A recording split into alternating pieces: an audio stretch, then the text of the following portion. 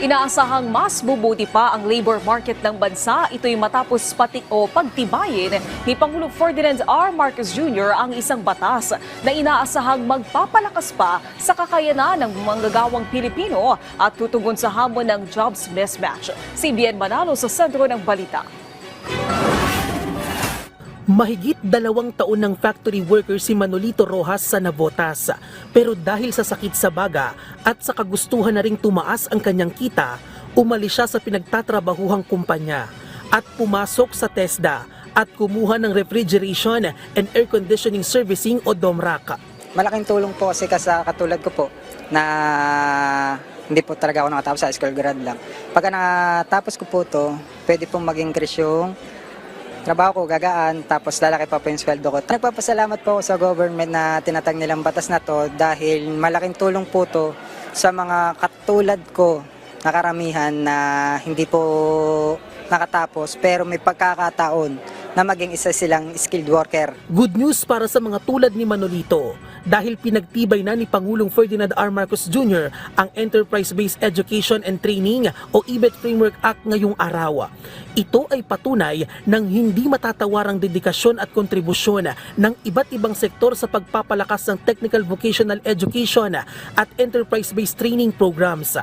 Layo nito na matugunan ang job skills mismatch, mabawasan ang unemployment at underemployment at tiyakin na globally competitive ang lahat ng manggagawang Pilipino na handa sa anumang pagbabago sa labor market. This law directly addresses the issues of the lack of formal training and skill mismatches, ensuring that every Filipino can contribute and benefit from our nation's growth. Ang legislative milestone na ito ay nakaangkla sa adhikain ng pamahalaan na patatagin, ayusin at pag-isahin ang iba't ibang paraan ng enterprise-based training sa ilalim ng iisang framework.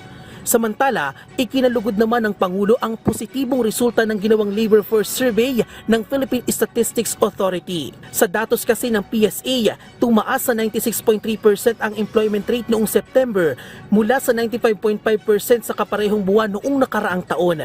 Habang bumaba naman sa 3.7% ang unemployment rate mula sa 4.5% kumpara noong nakaraang taon. Through this act, we will harness private sector partnerships to align our training programs with real-world industry needs. Sa pamamagitan ng batas na ito, mas magiging matatag ang ugnayan ng gobyerno at mga pribadong sektor sa pagbibigay ng pagsasanay sa mga manggagawang Pilipino na may kakayahang umangkop sa pandaigdigang pangangailangan at makabubuo ng mas maliwanag at mas magandang kinabukasan para sa lahat ng Pilipino. Bien Manalo para sa Pambansang TV sa Bagong Pilipinas.